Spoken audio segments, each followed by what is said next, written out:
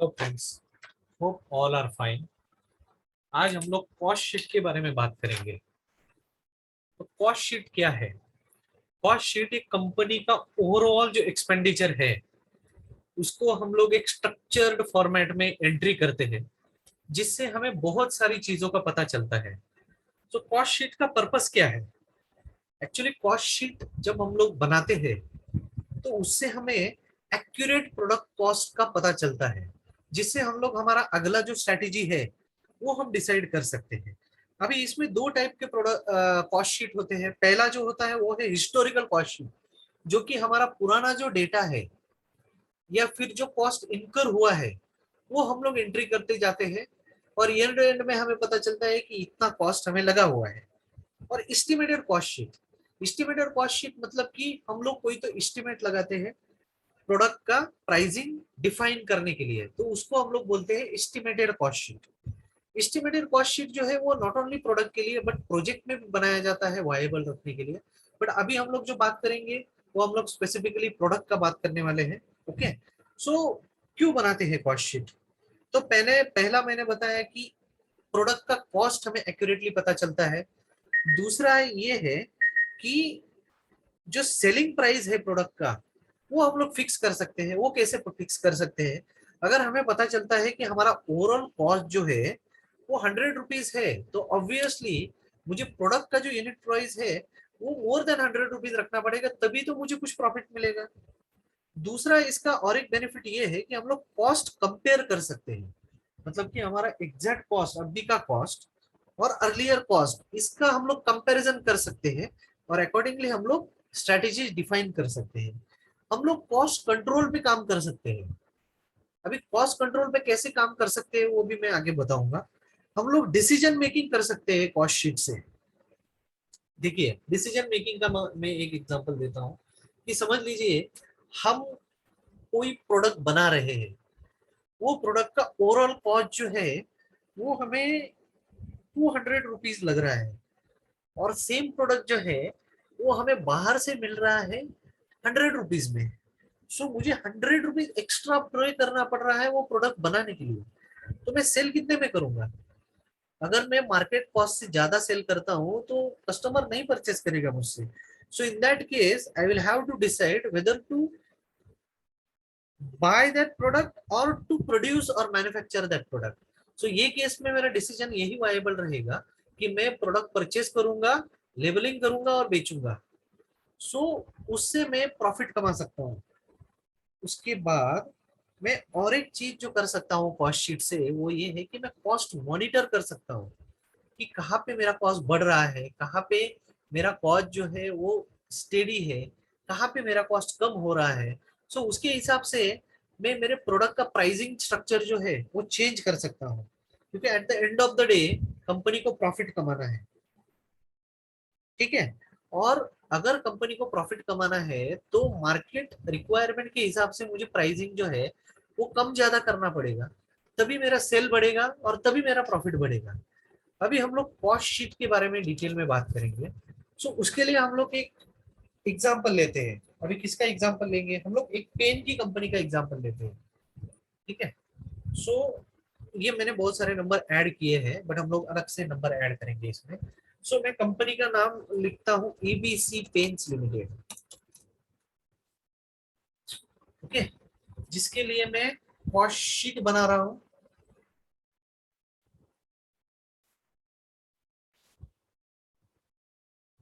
इसमें अभी मैं एक एक पॉइंट बाय पॉइंट समझाते जाऊंगा। पहला तो है direct material, direct labour, direct expenses.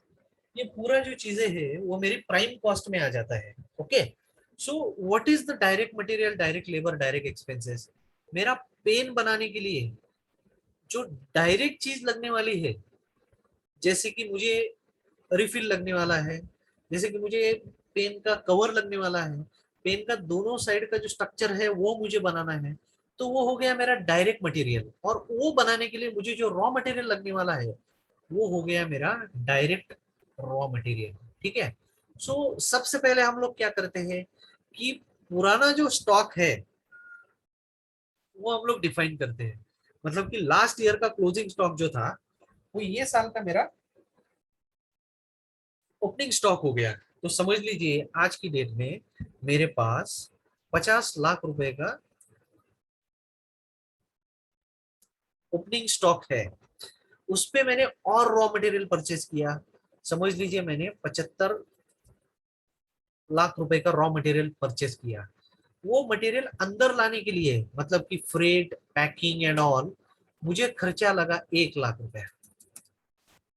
ठीक है, अभी ये सब होने के बाद मेरा क्लोजिंग स्टॉक कितना बचा रॉ मटेरियल का, क्योंकि जब मैं ओवरऑल प्रोडक्ट का कॉस्ट कैलकुलेट करता हूँ तो जो मटेरियल बच गया वो मुझे उसमें ऐड नहीं करना है। तो मैं ऐसा बोलूंगा कि 10 लाख रुपए जो है वो मेरा क्लोजिंग स्टॉक है।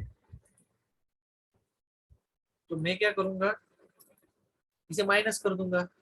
अभी डायरेक्ट लेबर का मतलब ये है कि वो पेन बनाने के लिए जो लेबर का इस्तेमाल हुआ, मैं रिपीट करता हूँ, वो पेन बनाने के लिए जो लेबर का इस्तेमाल हुआ, डायरेक्ट लेबर, डायरेक्ट पेन बनाने के लिए जो इन्वॉल्व है पेन बनाने में, उसमें जो खर्चा लगा उसको हम लोग बोलेंगे direct labour.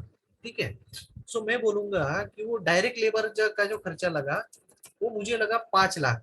Friends these are hypothetical numbers, so don't assume कि एक लेबर का मैंने इधर डाल दिया। सो आप कंसिडर कीजिए अंडरस्टैंडिंग पॉइंट ऑफ व्यू से कि 5 लाख रुपए का मुझे डायरेक्ट लेबर लगा। अभी डायरेक्ट एक्सपेंसेस क्या है, अभी मेरा रॉ मटेरियल हो गया, मेरा लेबर हो गया, अभी और भी बहुत सारी चीजें लगती है पेन बनाने में। ठीक है ना, मतलब कि मुझे ऑयल लगा, मुझे हीटिंग करना पड़ा। सो ये सब जो है ये दोस्तों ये डायरेक्ट एक्सपेंसेस है। तो ये डायरेक्ट एक्सपेंसेस जो है वो मुझे लगा अराउंड 10 लाख रुपया लेते हैं हम लोग। सो मैं बताऊंगा कि मुझे डायरेक्ट एक्सपेंसेस जो है या प्राइम कॉस्ट जो है वो 1 करोड़ 31 लाख रुपया लगा। ओके, अभी इस कॉस्ट में मैंने कितने पेन बनाए वो भी एक इम्पोर्टेंट चीज है।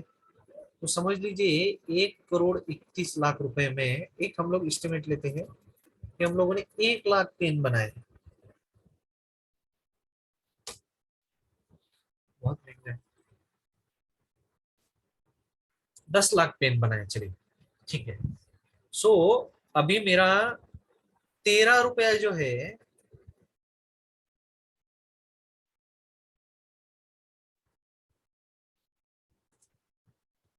20 लाख पेन हम लोगों ने बनाए या बनाने हैं। तो मेरा डायरेक्ट कॉस्ट जो है वो एक पेन बनाने के लिए मुझे लग रहा है 6 रुपया 55 पैसा। ठीक है, अभी ये हो गया मेरा पूरा डायरेक्ट कॉस्ट। अभी मैं जाऊंगा इनडायरेक्ट कॉस्ट में, मतलब ये जो पेन बनाने में भले इन्वॉल्व नहीं है but it's a part of factory, तो इनडायरेक्टली जो है वो पेन बनाने में उसका इस्तेमाल हो रहा है। अभी मैं बात करूंगा इनडायरेक्ट मटेरियल की। जो पेन बनाने के लिए हमें इनडायरेक्ट मटेरियल लगा फैक्ट्री में, उसका हम लोग बात करेंगे। सो उसका खर्चा हमें लगा 3 लाख रुपया। अभी इनडायरेक्ट मटेरियल क्या हो गया, फैक्ट्री में हम लोगों ने इनडायरेक्ट मटेरियल के लिए खर्चा किया। अभी हम लोग पहले ये पढ़ लेते हैं। पहला तो है इनडायरेक्ट मटेरियल, दूसरा है इनडायरेक्ट लेबर, तीसरा है factory rent, power and fuel, factory lighting, work manager salary, water supply, insurance, stationery, cleaning, plant and machinery, cost of research, other factory expenses. ठीक है, तो इतना हम लोगों ने बाइफरगेट किया है। तो हम लोग अभी बात बोलेंगे कि इनडायरेक्ट मटेरियल जो है, यहाँ पे हमें लगा कि जो हमारा ऑपरेटर्स है उनको बैठने के लिए जो कुर्सियां लगती है वो हमने परचेज किया। तो वो हो गया मेरा इनडायरेक्ट मटेरियल। अभी इनडायरेक्ट लेबर क्या है, इनडायरेक्ट लेबर मतलब कि फैक्ट्री में सिक्योरिटी गार्ड है, फैक्ट्री में कुछ लोग, एक आदमी रखा हुआ है सो सबको चाय नाश्ता बना के देता है। ओके, सो ऐसे जो लेबर आ गए वो सब हो गए इनडायरेक्ट लेबर। फैक्ट्री जो है वो फैक्ट्री का रेंट हमें पे करना है। ठीक है, तो फैक्ट्री का रेंट हो गया मेरा 5 लाख रुपया।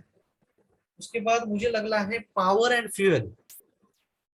अभी ये पेन बनाने के लिए जो फैक्ट्री में गाड़ियां वगैरह यूज हो रही है तो वो सब हो गया मेरा 4 लाख रुपया, 2 लाख रुपया। फैक्ट्री में जो लाइटिंग एंड सुपरविजन हो रहा है उसका हो गया मेरा 1 लाख रुपए। अभी फैक्ट्री के जो वर्क्स मैनेजर है उसका सैलरी, हो गया 1 लाख रुपए। फैक्ट्री में जो हम लोग पानी ले रहे हैं पेन बनाने के लिए उसका हो गया 20,000 रुपया। फैक्ट्री का हम लोगों ने इंश्योरेंस निकाला है टू अवॉइड द डैमेजेस और to get the benefit in case some damage occurs, तो वो 5 लाख रुपए। स्टेशनरी लग जाती है फैक्ट्री में, सब जो कार्ड बनते हैं मैन्युफैक्चरिंग या प्रोडक्शन कार्ड बनते हैं, क्वालिटी रिपोर्ट बनते हैं, बहुत सारी एंट्रीज होती है। सो उसके लिए अब अगर आप फैक्ट्री में एंट्री करो तो पहले अपने आपको आपका नाम और नंबर एंट्री करना पड़ता है, वो डायरी से शुरुआत होती है। तो वो स्टेशनरी सब पकड़ के 2,500 रुपया हुआ। फैक्ट्री क्लीनिंग करने के लिए 5,000 रुपया, मतलब कि जो क्लीनिंग करने के लिए लोग आते हैं उसका 5,000 रुपया। Depreciation of plant and machinery, अभी समझ लीजिए कि हम लोगों ने पेन बनाने के लिए जो मशीनरी लिया है उसका गवर्नमेंट रूल के हिसाब से हमें डिप्रिसिएशन करना पड़ता है। फॉर एग्जाम्पल एक मशीनरी समझ लीजिए, एक एक मशीनरी हम लोगों ने अगर 10 लाख रुपए का खरीदा है और उसका लाइफ जो है एवरेज वो 5 साल है, तो हमें हर साल 2 लाख रुपए उसका डिप्रिसिएशन करना पड़ेगा। ऐसा ओवरऑल डिप्रिसिएशन जो है, एक मोटा मोटा मैं कैलकुलेशन करता हूँ कि 1 लाख रुपए जो है वो डिप्रिसिएशन कॉस्ट है। ओके। उसके बाद cost of research and equipment, अभी हमारा फैक्ट्री में रिसर्च चल रहा है कि हम लोग कैसे ये प्रोडक्ट में चेंजेस कर सकते हैं। सो उसका हमें 50,000 रुपया लगा। और अदर फैक्ट्री एक्सपेंसेस जो छोटी मोटी चीजें हम लोग लिख नहीं सकते वो हमारा 50,000 रुपया। अभी हमारा जो स्क्रैप निकलता है पेन बनाते टाइम, सो वो स्क्रैप मैंने बेच दिया तो वो मेरा कॉस्ट में रिडक्शन हो गया। तो मैं क्या करूंगा, वो स्क्रैप का मुझे मिला 25,000 रुपया।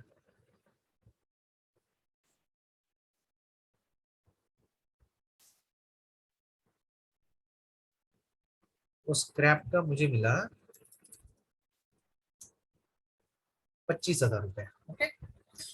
सो ऐसा मेरा वर्स कॉस्ट जो है, मतलब direct cost and indirect cost जो है वो 1,47,00,000 रुपया लगा। अभी अगर ये सब पकड़ के अगर मैं यहाँ पे लिखता हूँ तो मोटा मोटा आप देखो कि मेरा फैक्ट्री ओवरहेड कितना है।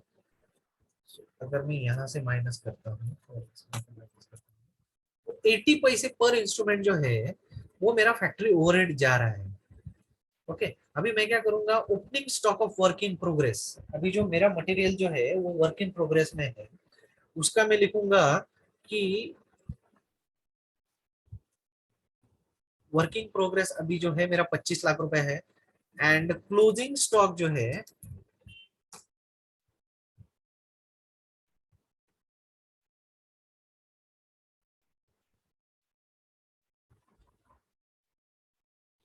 वो 15 लाख रुपए है। सो अभी वर्क टोटल वर्क कॉस्ट आ गया मेरा। ओके। 7.85 हो गया यहाँ पे। अभी मैं office and admin overheads add करूंगा इसमें। ठीक है। अभी मेरा अलग से ऑफिस है और वो ओवरहेड भी मुझे इसमें ऐड करने हैं। तो मैं क्या करूंगा, मेरा ऑफिस का रेंट है साल का 50,000 रुपया। लाइटिंग में मुझे लगता है 15,000 रुपया। स्टेशनरी लगती है मुझे ऑफिस में भी। ऑफिस में भी हमारे जो रजिस्टर्स है, उसके बाद बहुत सारी चीजें स्टेशनरी में लगती है। जैसे कि आप समझ लो अकाउंटिंग रिकॉर्ड्स है, उसके बाद एचआर के रिकॉर्ड्स है, वो सब स्टेशनरी मेंटेन करने के लिए हमें 3,000 रुपया लगता है। अभी ऑफिस में भी हमारा बहुत सारी फर्नीचर एंड फिक्चर्स है जिसका डिप्रिसिएशन है। ठीक है। सो उसका डिप्रिसिएशन का 5,000 रुपया। ऑफिस में जो हम लोग सैलरी देते हैं वो हो गया मेरा 2.5 लाख रुपया। मैनेजमेंट एक्सपेंसेस, अभी मैनेजमेंट का भी सैलरी होता है। सो जो डायरेक्टर लेवल के लोग होते हैं, जो कंपनी के प्रमोटर्स है, you have to pay salary to them as well. तो उनका 80,000 रुपया सैलरी हो गया। ठीक है। ऑफिस के टेलीफोन के खर्चे, ऑफिस क्लीनिंग के खर्चे, ऑडिट फीस हो गया मेरा फाइनेंशियल डॉक्यूमेंट बनाने के लिए। ऑफिस का हम लोगों ने इंश्योरेंस भी लिया है। अदर ऑफिस एक्सपेंसेस जो हम लोग लिख नहीं सकते डिटेल में, लीगल चार्जेस है। उसके बाद बैंक चार्जेस एंड कमीशन हो गया। ओके, ये सब पकड़ के मेरा कॉस्ट ऑफ प्रोडक्शन आ रहा है 1,61,31,000। तो अभी मेरा खर्चा जो हो गया वो 8 लाख रुपया हो गया। अभी मेरा opening stock of finish good है 15 लाख रुपया, और मेरा closing stock of finish good है 2 लाख रुपया।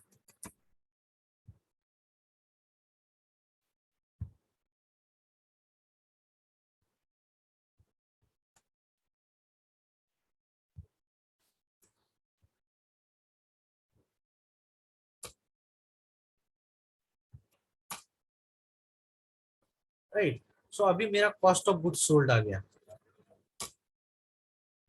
सो अभी मेरा कॉस्ट ऑफ गुड्स सोल्ड मतलब मेरा पूरा कॉस्ट जो है, मेरा सेलिंग एंड डिस्ट्रीब्यूशन ओवरहेड छोड़ के मुझे 8 रुपए जो है वो कॉस्ट लग रहा है।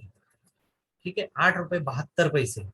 अभी जब मैं इसमें selling and distribution overhead add करता हूँ तो आप देखो कितना होता है। 1 लाख रुपए इसका खर्चा,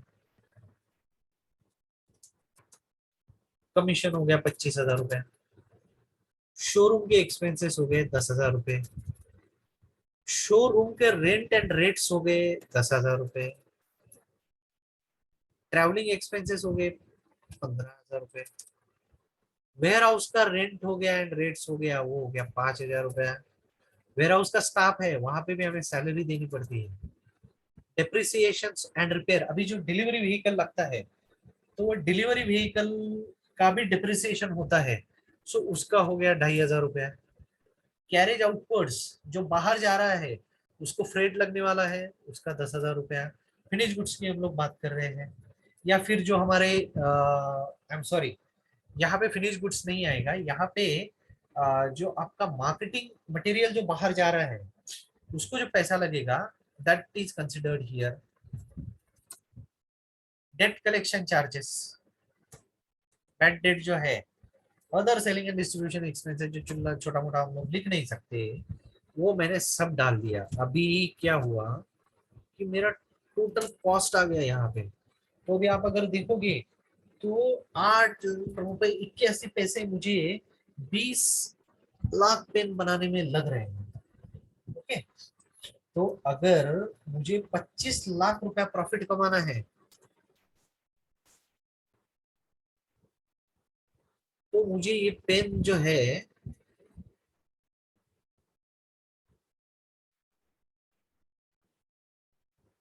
वो 10 रुपए 6 पैसे में बेचना पड़ेगा। ठीक है, सो अभी आप समझ लो कि आपको अगर कोई ऑर्डर दे रहा है, if some company is giving order to you to label your product on their name, and उनका कहना है कि मुझे ये जो पेन है वो आप मुझे 9 रुपए में बना के दे दो। सो आपको ओवरऑल एक्सपेंडिचर अगर आप देखते हो, सो कितना आपको प्रॉफिट बन रहा है। समझ लो आपको अगर 9 रुपए में पेन बनाना है तो आपके पास एक ऑप्शन ये है कि आप 9 रुपए जो है, आपको 19 पैसे जो प्रॉफिट मिल रहा है। तो अगर आप 20 लाख पेन बनाते हो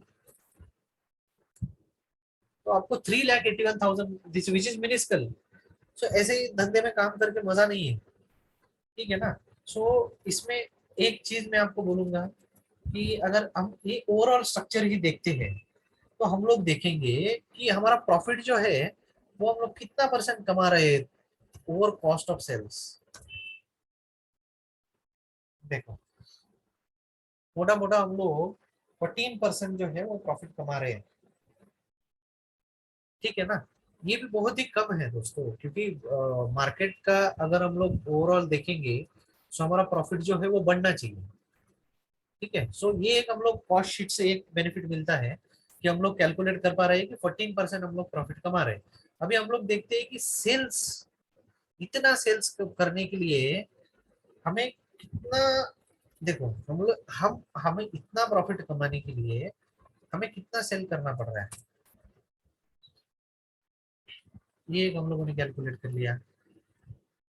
ठीक है ना। दूसरी बात ये है कि हमें इतना प्रॉफिट कमाने के लिए। दूसरा, मैं और एक बात आपको दिखाता हूँ। मैंने सेल्स, इतना सेल्स करने के लिए, ठीक है ना, इतना सेल्स करने के लिए मुझे इतना कॉस्ट ऑफ सेल्स लगता है। ओके, तो ये बहुत सारी चीजें हम लोग कैलकुलेट कर सकते हैं। अभी और एक चीज हम लोग क्या कर सकते हैं, जैसे मैंने बोला था कि कॉस्ट कंट्रोल हम लोग कर सकते हैं। देखो अभी ये इतना बाइफर्केशन हमें मिल गया, तो हम लोग सोचेंगे कि यार ये अदर ऑफिस एक्सपेंसेस जो है, इसको हम लोग कैसे कम करें। यहाँ पे मैंने अगर कम कर दिया, यहाँ पे मेरा प्रॉफिट बढ़ गया।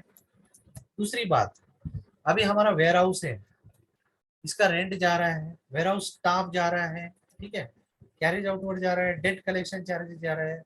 अभी हम लोग ऐसा सोचेंगे कि सेल्समैन का सैलरी जब 1 लाख रुपए जा रहा है, तो हम लोग उसको क्यों ना हम लोग ऐसा बोले कि यार सेल्स में थोड़ा सा हम लोग देखें कि जो स्टाफ है उसमें अगर हम लोग चेंजेस करते हैं, या दूसरा ऑप्शन ये है कि स्टाफ का सैलरी जो है वो हम लोग वेरिएबल करते हैं और उनको बोलते हैं कि यार हम लोग आपका कमीशन बढ़ा देंगे। सो वो केस में हम जो है वो थोड़ा सा चेंजेस कर सकते हैं। सो हम लोग अगर हर कंपोनेंट देखेंगे और हर कंपोनेंट का डिटेल में स्टडी करेंगे, तो हमें पता चलेगा कि हम लोग कहीं ना कहीं पे तो कॉस्ट कंट्रोल कर सकते हैं। दूसरी बात, हम लोग जो रॉ मटेरियल परचेस कर रहे हैं, अभी रॉ मटेरियल के जो हमारे वेंडर्स है, वो वेंडर्स को हम लोग, can we go with other vendors who can give us better price, better terms. So उसमें हम लोग थोड़ा सा काम करके हमारा कॉस्ट जो है वो कम कर सकते हैं। उसके बाद हमारा जो डायरेक्ट लेबर है, उसमें भी हम लोग काम वर्कआउट कर सकते हैं। उसके बाद इनडायरेक्ट मटेरियल जो लग रहा है, वो इनडायरेक्ट मटेरियल को हम लोग अगर डिटेल में एग्जामिन करेंगे, तो उसमें हम लोग कुछ सोल्यूशन निकाल सकते हैं। ये सब चीजें हमें करना है जिससे हम लोग हमारा कॉस्ट रिड्यूस कर सके, प्रॉफिट बढ़ा सके। बट हम लोगों को क्वालिटी को हाथ नहीं लगाना है, क्योंकि अगर प्रोडक्ट का क्वालिटी डिटोरिएट हो गया, तो धीरे धीरे जो है वो आपका बिजनेस कम हो जाएगा। ठीक है, तो ये एक बात हो गई। दूसरी चीज ये है कि समझ लीजिए कि मुझे कोई टेंडर में बिड करना है सेम इसके लिए, तो मैं क्या करूंगा कि पुराना जो मेरा हिस्टोरिकल डेटा है, वही हिस्टोरिकल डेटा रन कर दूंगा, और मुझे पता चलेगा कि एस्टिमेट क्या आ रहा है। ओके, सो इसके लिए भी मैं इसका यूज कर सकता हूँ। दूसरा, मैं मेरा जो प्रोडक्ट का प्राइसिंग है, वो प्रोडक्ट के प्राइसिंग में मैं कैसे स्ट्रेटेजी डिफाइन करूंगा कि मैं कस्टमर को अच्छा सा डिस्काउंट दे दूं और बड़ा ऑर्डर उठा लूं। तो ये भी मैं इस कॉस्ट शीट से वर्कआउट कर सकता हूँ। सो आई होप दोस्तों I try to explain the cost sheet better. Thank you so much.